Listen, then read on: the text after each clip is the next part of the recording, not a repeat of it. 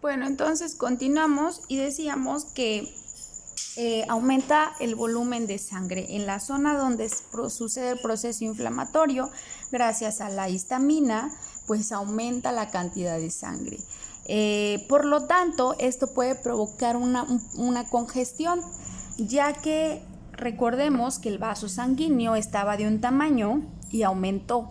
Hubo un proceso de vasoconstricción únicamente en la zona donde se está dando el proceso inflamatorio. ¿Por qué? Porque ahí se está liberando la histamina. Sin embargo, más adelante del vaso sanguíneo, pues encontramos un tamaño, un calibre de vaso sanguíneo pues menor.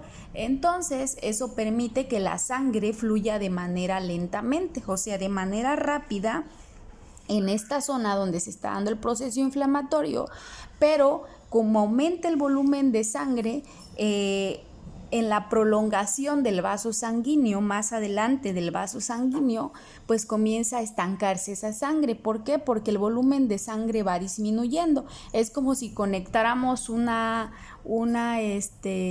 manguera gruesa con una manguera más delgada. La presión que generaría la manguera más gruesa sería mayor que la que genera la más delgada, entonces provocaría a lo mejor una ruptura en esa parte donde conectaste la manguera gruesa con la delgada, pues por la presión del agua. Sin embargo, aquí no puede pasar eso porque los vasos sanguíneos pues se encuentran cubiertos por una membrana, no es muy difícil que pueda pasar esto.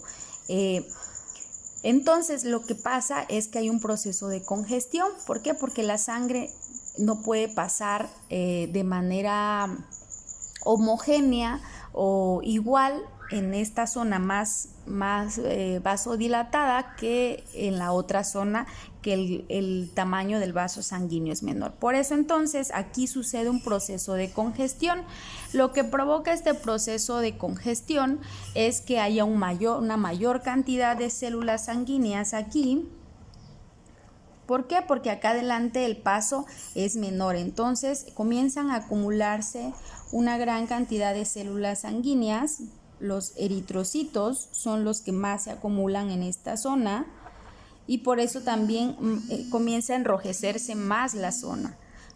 Entonces, como les decía, hay una mayor cantidad de eritrocitos, también una mayor cantidad de plaquetas. Si hubiera una lesión directamente en el vaso sanguíneo, si la lesión se diera en el vaso sanguíneo, pues entonces aquí se daría, como hay una gran cantidad de plaquetas, habría un proceso de coagulación en la pared del vaso sanguíneo, ¿sí? Y se formaría lo que llamamos un trombo, porque se formaría un coágulo. ¿Ok? Entonces, si fuera la lesión, claro, directamente en el vaso sanguíneo, se formaría un coágulo, porque hay una gran cantidad de plaquetas en esta parte. También, como les decía, las células del sistema inmune pues no podían faltar, ¿no? Son las que se encuentran mayormente aquí. Sin embargo, también hay una disminución de la cantidad de oxígeno. ¿Por qué? Porque recordemos que el oxígeno, quien transporta el oxígeno, pues son los eritrocitos. Y si hay un estancamiento de los eritrocitos, pues el transporte de oxígeno se da de manera más lenta. Por lo tanto, se presenta un estado de hipoxia en esta área. Comienza a disminuir los niveles de oxígeno en esta área. Si este proceso se prolonga, por ejemplo, que no retires el agente extraño o que no combatas el agente extraño, si fuera una bacteria o si fuera un parásito, que no combatas el agente extraño, entonces esta hipoxia podría traer problemas a los vasos sanguíneos. ¿Por qué?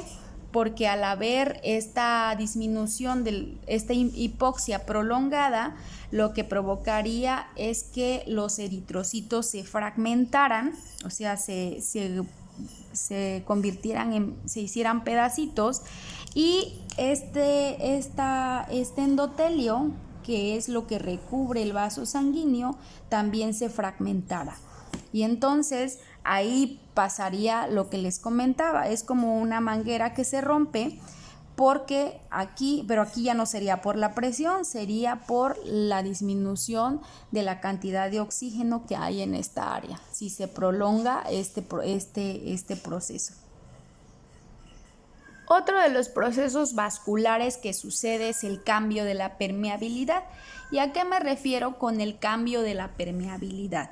Pues que en este epitelio, en esta pared del vaso sanguíneo, pues comienza a haber separación de estas células. Imaginemos que estas son las células del epitelio, ¿no? Son células epiteliales que se encuentran rodeando o que forman parte de la pared del vaso sanguíneo. Y cuando hay un aumento de la permeabilidad, lo que pasaría es que estas células comienzan a dejar espacios, a formar espacios, a separarse entre sí, ¿sí? De estar así tan juntas para no permitir la salida de sustancias del vaso sanguíneo, pues comienzan a separarse un poco. Y esto lo que permite es la salida, como les decía, pues de las células, principalmente de las células del sistema inmune, ¿no? Este aumento de la permeabilidad va a facilitar que estas células salgan a través del vaso sanguíneo.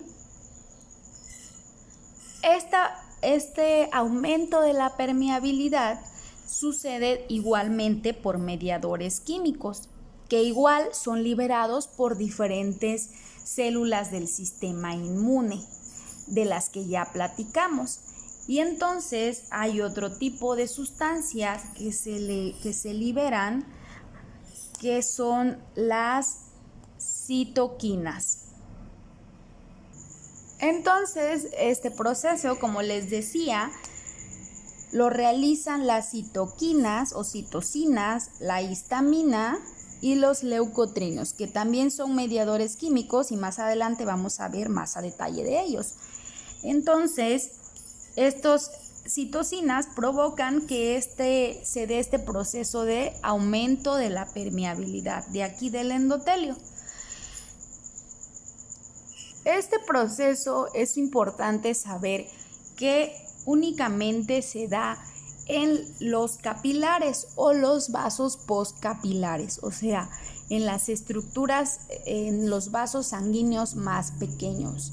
Entonces, este proceso no se da directamente en las arterias ni en las venas, se da principalmente en las estructuras más pequeñas. Este cambio de la permeabilidad de la que hablo, la vasodilatación, que ya hablé anteriormente, esa sí se da en arterias o arteriolas, pero este proceso se da únicamente en los capilares o en los vasos que están o los vasos sanguíneos postcapilares, o sea que ya están por formar el capilar. Entonces, para que quede claro en qué tipo de vaso sanguíneo se da este proceso. Y pues recordemos que todos los tejidos tienen venas, vénulas, arterias, arteriolas, capilares. Entonces, en ese tejido dañado, recordemos que hay venas, vamos a encontrar posiblemente arteriolas, arterias posiblemente no, a menos que la lesión sea muy profunda, y vamos a encontrar una gran cantidad de capilares. Entonces, esa permeabilidad no solo permite la salida de estas células del sistema inmune. Recordemos que la sangre está constituida por muchas sustancias, entre ellas las proteínas. Y entonces estas proteínas que se encuentran en la sangre, pues también por su peso molecular, también van a comenzar a salir estas proteínas.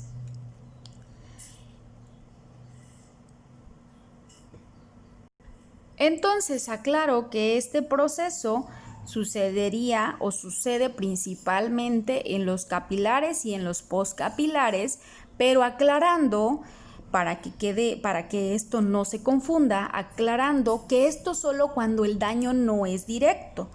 O sea que la gente no está realizando un daño directo sobre el vaso sanguíneo.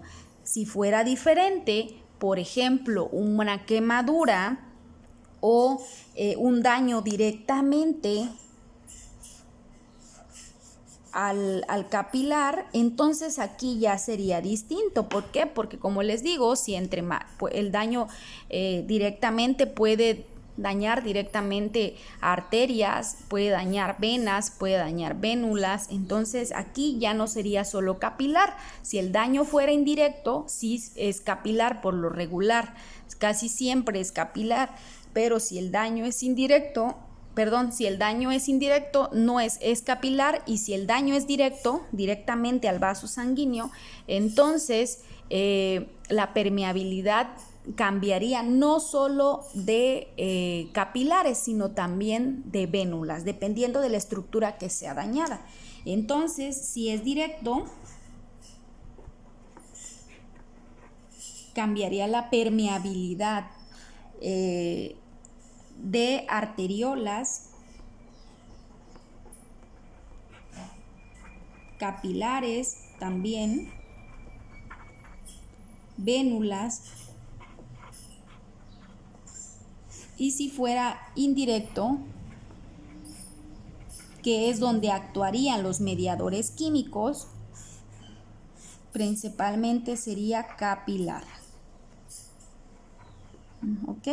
Entonces, si el daño fuera directo, sí, la permeabilidad cambia de la estructura que sea dañada. Si es una arteriola la que es dañada, pues la permeabilidad va a cambiar. Si es un capilar, pues va a cambiar. Si es una vénula también, si fuera directo. Las quemaduras, por ejemplo, también son un daño directo al capilar, a los vasos sanguíneos. Cuando un tejido sufre una quemadura, es un daño directo. Entonces ahí cualquiera que sea la estructura que sea dañada, pues va a aumentar la permeabilidad. En el caso indirecto, que es provocado principalmente por las citocinas, histamina y leucotrenos, esta permeabilidad cambiaría únicamente en los capilares. Y aquí tenemos una imagen más clara acerca de los cambios, cómo podemos ver la diferencia de los cambios de esta vasodilatación que sucede, y también de la salida de las sustancias que les comento, los neutrófilos, la migración de los neutrófilos hasta el sitio donde se da esta vasodilatación, la infiltración de las proteínas que les comentaba. Recordemos que dentro hay una gran cantidad, en el torrente sanguíneo hay una gran cantidad de proteínas, y estas salen, muchas veces hasta salen eritrocitos. Por este cambio de la permeabilidad salen los eritrocitos, salen electrolitos, y a esto es lo que llamamos trasurado. Entonces, como les decía, hay una dilatación de las venas y de las arteriolas en este caso, y la salida, como les digo, la salida de las diferentes sustancias. Acá también podemos ver la vénula normal, y aquí vemos cómo hay salida de electrolitos, debido a que estas células, como les decía, que forman parte de la pared del vaso sanguíneo, se comienzan a separar, se le llama una retracción endotelial, y forma espacios, estos espacios que se forman aquí. Aquí está una célula, vemos cómo están bien unidas entre ellas, y aquí vemos cómo se separan entre ellas, lo que permite la salida de líquidos, de proteínas principalmente, y también muchas veces eritrocitos salen. Y esta es cuando se daña o hay una lesión directa, como por ejemplo una quemadura. Una quemadura es una lesión directa. Entonces, esto pasaría con el endotelio. Esto pasaría con las células del endotelio. Entonces, los espacios serían mayores, y obviamente es una lesión directa, pues entonces la permeabilidad cambiaría.